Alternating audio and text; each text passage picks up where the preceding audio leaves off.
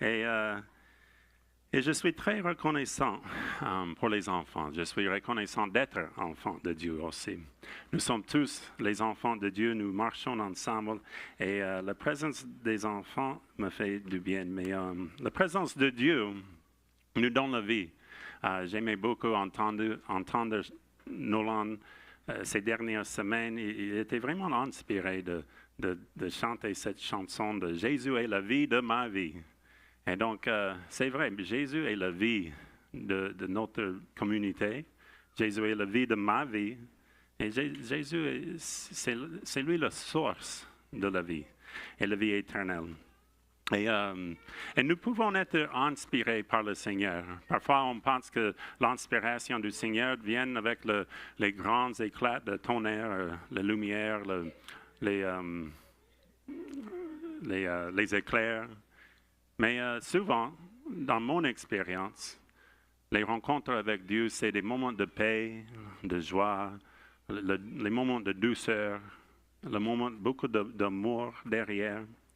Et je crois que nous tous pouvons être inspirés par le Seigneur de faire quelque chose pour lui. Parce que Dieu travaille en nous, Dieu vit en nous et c'est le Saint-Esprit qui nous inspire. Donc, que vous tous soyez inspirés de faire quelque chose pour le Seigneur, de marcher. Ça ne doit pas être quelque chose comme Moïse avec les tablettes et les 10 commandements. Ça peut être les petites choses pour juste montrer notre amour pour nos voisins.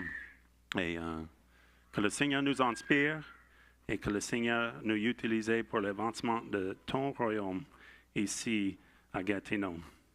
Et c'est Jésus qui donne la vie abondante et éternelle. C'est quoi la vie abondante?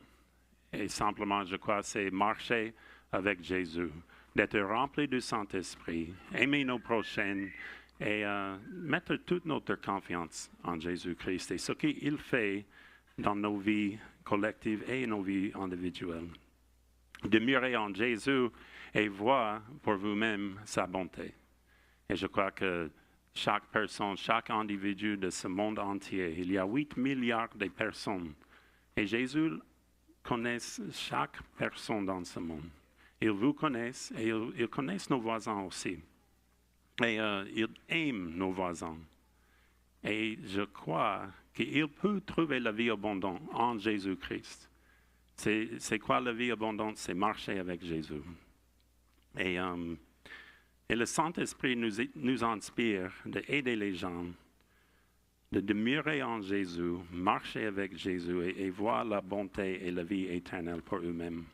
Jean chapitre 10, verset 10, dites-moi, et si on a le verset, moi, je suis venu enfant, que les brebis aient la vie et qu'elle ait en abondance.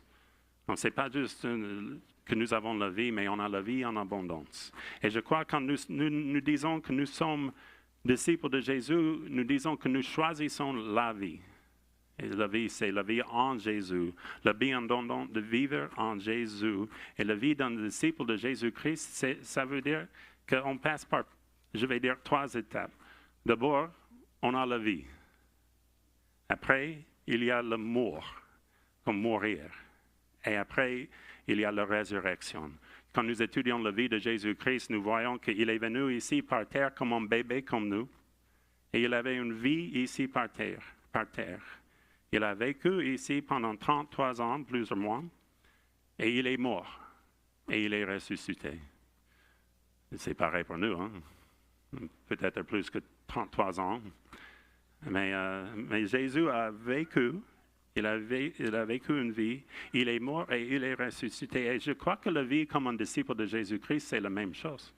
Nous avons la vie, nous sommes nés de l'eau, nous sommes créés dans le ventre de nos mamans. Merci Seigneur pour tous les mamans ici ce matin. Oui. J'ai observé ce qui se passe dans vos ventres, c'est merveilleux. Mais j'ai vu que ce n'était pas facile. Donc, merci de porter tous les enfants, chacun ici et chacun présent. On était portés par nos propres mamans. Donc, merci nos mamans et nos papas pour la vie. Il nous a donné la vie et que nous soyons respectueux et que nous honorons nos parents pour la vie. Et souvent, les premières années de nos vies, c'est nos parents qui s'occupent avec nous. Mais chez nos mamans, il y a quelque chose de spécial. Et nous sommes faits différemment, les hommes et les femmes. Et les femmes ont la possibilité de porter leur bébé dans leur ventre et nourrir leur bébé. C'est vraiment merveilleux. Donc, merci Seigneur pour les mamans dans nos vies, mais nous sommes tous nés de l'eau. Ça veut dire que c'est Dieu qui nous a donné la vie. C'est Dieu qui nous remplit nos poumons avec l'air, qui a l'oxygène, l'oxygène parfait pour que nous pouvons vivre. S'il y a plus d'oxygène dans l'air ou moins de l'oxygène dans l'air, on ne peut pas vivre. Mais c'est exactement ce que nous avons besoin. Le créateur de ce monde, sa création est merveilleuse. On a chanté de l'univers ce matin. Il est plus grand que l'univers, notre Seigneur. Il nous a créés dans une manière que s'il y a des petites choses qui sont changées, ça déstabilise l'univers entier. Mais il a fait l'univers parfaitement. Il nous a donné la vie. Et nous respirons cet air dans nos poumons. Le poumon donne l'oxygène dans notre sang et le cœur utilise l'oxygène pour nos cerveaux, pour que nos mains et nos pieds fonctionnent normalement. Il y a plusieurs médecins ici, ils comprennent beaucoup mieux que moi comment ça fonctionne, mais je trouve que c'est merveilleux. Le Créateur nous a donné la vie. Et ça, c'est pareil pour tout le monde. Tu n'as pas besoin d'être disciple de Jésus-Christ, d'être né de l'eau. Dieu nous aime, Dieu est mort pour nous tous. Mais si vous voulez être disciple de Jésus-Christ, ça va plus loin. Mais la vie vient de Jésus. La vie vient de Dieu, mais la vie éternelle vient de Jésus et la vie abondante.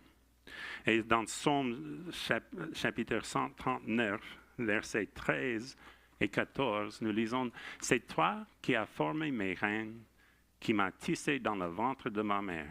Je te loue de ce que je suis une créature si merveilleuse.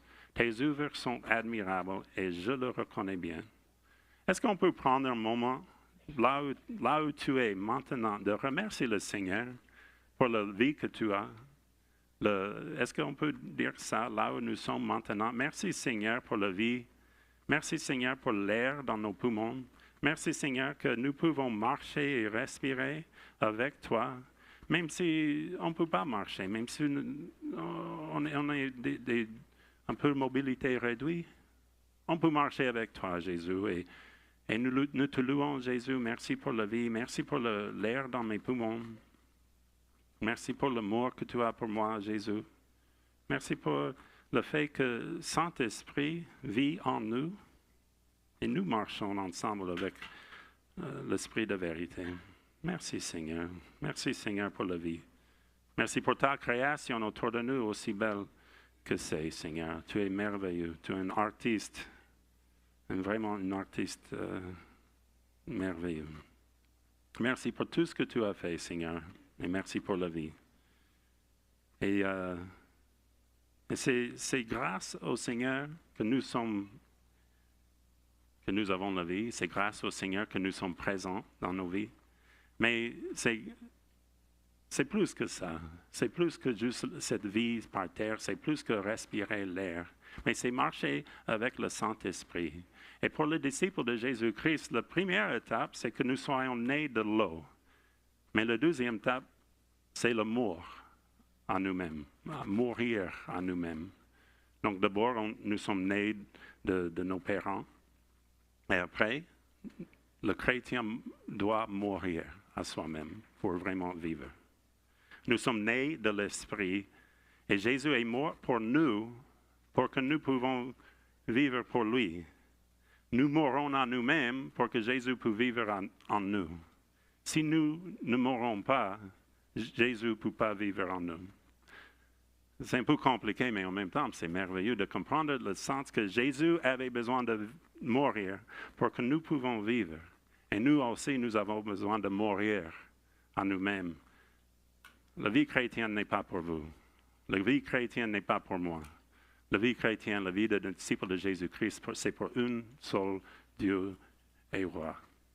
Nous marchons ensemble pour la gloire de Dieu, pas pour nous-mêmes. Et quand nous donnons nos vies à Jésus-Christ et nous réalisons ce que s'est passé sur la croix et le pardon de nos péchés, nous sommes libérés. Mais il faut mourir à notre propre désir pour vraiment vivre.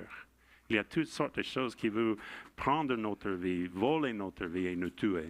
Et si nous tenons fermement à la vie que nous voulons, nous n'allons jamais vivre avec Jésus. Donc, la deuxième étape pour le disciple de Jésus-Christ, il faut mourir à nous-mêmes. Et la vie d'un disciple de Jésus n'est pas égoïste. On ne pense pas à nous-mêmes, nous pensons aux autres autour de nous. Et écoutez ce que Paul dit à Galates, chapitre 2, verset 20. J'ai écrit 16, mais j'ai changé un peu. Mais verset 20, « J'ai été crucifié avec Christ. Ce n'est plus moi qui vis, c'est Christ qui vit en moi. » Si nous ne sommes pas crucifiés avec le Seigneur, avec Christ, si nous ne mourons pas à nous-mêmes, Jésus ne vit pas en nous. Et ce que je vis maintenant dans mon corps, je le vis dans la foi au Fils de Dieu qui m'a aimé et qui s'est donné lui-même pour moi. Je ne rejette pas la grâce de Dieu. En effet, si la justice s'obtient par la loi, alors Christ est mort pour rien. Les versets avant, verset 16 jusqu'à 20, ça parle beaucoup de la loi. Et la réalité que nous ne pouvons pas accomplir la loi. Jésus était le seul qui avait la capacité à accomplir la loi. Nous sommes tous tombés. Chaque personne, je n'ai pas besoin de te connaître très bien pour savoir que tu es tombé parce que nous avons tous tombé dans le péché. Nous avons tous fait les erreurs. Nous avons tous choisi notre propre chemin. Mais, par la grâce de Dieu, nous sommes sauvés. Et nous sommes crucifiés. L'homme ancien est mis sur la croix avec Jésus pour que nous pouvons vivre aussi. Et donc, il n'y a personne ici qui a obéi la loi parfaitement, sauf Jésus, et qui peut sauver soi-même. Personne. Personne ne peut sauver soi-même, sauf Jésus. Jésus pouvait le faire, mais il n'a pas fait parce qu'il vous aime. Il était sur la croix.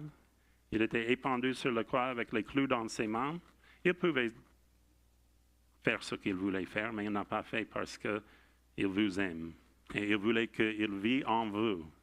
Il a dit lui-même, c'est mieux si je pars. Et c'est mieux pour nous que Jésus ait été crucifié, pour que nous aussi nous pouvons vivre en lui, avec lui. Et qui est parfait? Sûrement, c'est seulement Jésus. Jésus est le seul qui est parfait, personne d'autre. Et quand nous sommes nés de l'Esprit, c'est Jésus qui envoie son Esprit pour que nous pouvons vivre en esprit et en vérité. Et quand nous vivons dans l'Esprit, aussi en Galates chapitre 5, versets 22 et 23, nous lisons, mais le fruit, c'est singulier. Souvent nous disons que j'ai l'amour, j'ai la bonté, mais je n'ai pas la patience. Non, ça ne marche pas comme ça. Il y a le fruit de l'Esprit. Soit tu as l'Esprit en vous, soit tu n'as pas l'Esprit en vous. Mais quand nous marchons avec l'Esprit de Dieu et quand nous marchons régulièrement, consistamment avec le Seigneur et quand nous demeurons en Dieu, ça c'est la vie abondante. C'est l'amour, la joie, la paix, la patience, la bonté, la bienveillance, la foi, la douceur, la maîtrise de soi. C'est le fruit de l'Esprit. Ça n'arrive pas juste comme ça. Ça peut arriver, mais normalement, ça prend les décisions régulières, que nous marchons régulièrement avec Jésus, que nous demeurons en Jésus et que Jésus demeure en nous. Et le résultat, sans exception, c'est le fruit de l'Esprit.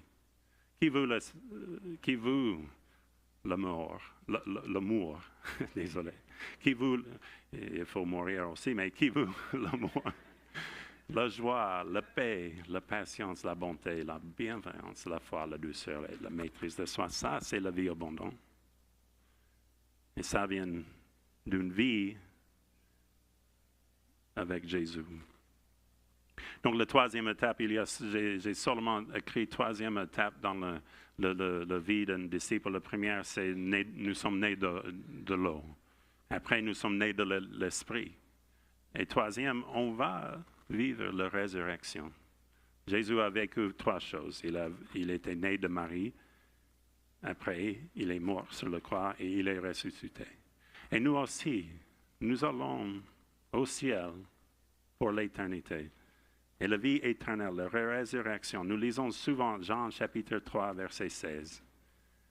Dieu a tant aimé le monde qu'il a donné son Fils unique, afin que quiconque croit en lui ne périsse pas, mais ait la vie éternelle. Dieu, en effet, n'a pas envoyé son Fils dans le monde pour juger le monde, mais pour que le monde soit sauvé par lui. Celui qui croit en lui n'est pas jugé, mais celui qui ne croit pas est déjà jugé, parce qu'il n'a pas cru au nom du Fils unique de Dieu. Et voici quel est ce jugement. La lumière est venue dans le monde, et les hommes ont préféré la ténèbre à la lumière parce que leur manière d'agir était mauvaise. En effet, toute personne qui fait le mal déteste la lumière, et elle ne vient pas à la lumière pour éviter que ses actes soient dévoilés. Mais celui qui agit conformément à la vérité vient à la lumière, afin qu'il soit évident que ce qu'il a fait, il a fait en Dieu. La vie abondante, c'est la vie dans la lumière. Il faut quitter les ténèbres. C'est plus facile de rester dans les ténèbres, jusqu'à qu'on arrive dans la lumière.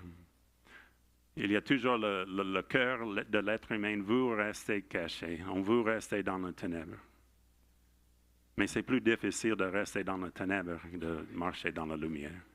Et c'est dans la lumière que nous voyons la liberté. Et nous laissons nos péchés derrière et nous marchons avec Jésus dans la vérité et dans la lumière. Je n'ai jamais regretté de quitter les ténèbres et de marcher dans la lumière. Mais il faut mettre les choses dans la lumière. C'est plus facile, enfant. C'est plus facile de quitter nos péchés, exposer nos péchés et marcher dans la vérité avec Jésus. Et c'est ça la source de la vie éternelle. Souvent, nous arrêtons à verset 16 parce que ça fait du bien aux oreilles. Mais il faut quitter les ténèbres et marcher dans la lumière. Si nous voulons vivre dans la liberté et dans la vérité, marchons dans la lumière. Au ciel, une chose que j'aime beaucoup du ciel, j'ai hâte pour aller au ciel, parce qu'il n'y a pas de ténèbres. C'est juste la pensée que le fait qu'il n'y aura pas de ténèbres au ciel, ça m'a fait du bien. J'ai hâte pour ça. Nous, ici, dans ce monde, il y a des soucis, il y a des défis, il y a des combats, il y a des guerres, il y a des chicanes. Mais au ciel, il n'y a pas de ténèbres. Ça sera merveilleux. Et Apocalypse, chapitre 21, nous lisons « Je ne vis pas de le temple dans la ville, car le Seigneur, le Dieu Tout-Puissant, est son temple, ainsi que l'agneau. » La raison que j'ai choisi cette verset, c'est intéressant, parce que dans l'Ancien Testament, la gloire de Dieu, plusieurs fois nous lisons que la gloire de Dieu a rempli le temple, ou la gloire de Dieu a rempli le tabernacle. Et c'est merveilleux, hein? C'est merveilleux de penser que, j'aimerais bien être dans cette situation et voir que la gloire de Dieu a rempli le temple de Dieu, ça sera magnifique. Mais aujourd'hui, la gloire de Dieu nous remplisse. C'est même mieux, hein? Quand nous sommes nés de nouveau et que nous marchons avec le Saint-Esprit, sa gloire nous remplisse.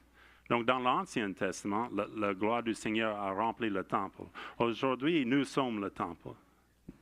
Et la gloire de Dieu nous remplit. C'est même mieux, hein? Mais au ciel, la ville n'a besoin ni du soleil ni de la lune pour l'éclairer. Car la gloire de Dieu l'éclaire et l'agneau est son flambeau. La gloire de Dieu sera omniprésente. Il n'y a pas de ténèbres au ciel. Dans le passé, l'Ancienne Alliance, ça c'est l'Église Nouvelle Alliance, l'Ancienne Alliance, la gloire de Dieu était seulement dans un lieu spécial. Seulement le haut prêtre pouvait entrer dans la gloire de Dieu, dans le sang de sang. Aujourd'hui, nous avons l'accès. Le rideau est déchiré. Nous avons le même accès et la gloire de Dieu habite en nous. Et pour toute l'éternité, nous allons vivre dans la gloire de Dieu. Vous voyez ça? C'est vraiment merveilleux. Et c'est un peu comme la vie, la mort et la résurrection. On avait la vie, on respirait avec nos poumons et c'était bien. Mais la vie avec Jésus, c'est mieux. Mais la vie éternelle, c'est parfait. Nous ne connaissons pas la perfection aujourd'hui, mais nous connaîtrons la perfection quand nous vivons éternellement avec Jésus. Donc la vie, c'est quoi la vie? Les nations marchent à sa lumière et les rois de la terre y apporteront leur gloire. Ces portes ne seront pas fermées de toute la journée car il n'y aura plus de nuit. On y apportera la gloire et l'honneur des nations. Il n'entrera chez elle rien de souillé, ni personne qui se livre à des pratiques abominables et aux mensonges. Il n'entrera que ceux qui sont inscrits dans le livre de vie de l'agneau. Le livre de la vie de l'agneau. Il y a un livre. Jésus, l'agneau de Dieu, il a un livre. Il a un livre avec nos noms dans son livre. Et je suis très, très ravi que mon nom est inscrit dans ce livre. Et le vôtre aussi. Et Jésus nous connaît. Nous sommes ses brebis. Et nous sommes à lui. Nous marchons dans la lumière. Parce que Jésus a éclairé le pas pour nous. Mais il nous donne la vie. Jésus, dans Jean chapitre 10, verset 10, il a dit qu'il donne la vie pour ses brebis, une vie abondante. Pas seulement ici par terre, mais pour toute l'éternité. Et à ma grâce aussi. Elle a la vie. Merci Seigneur pour sa vie.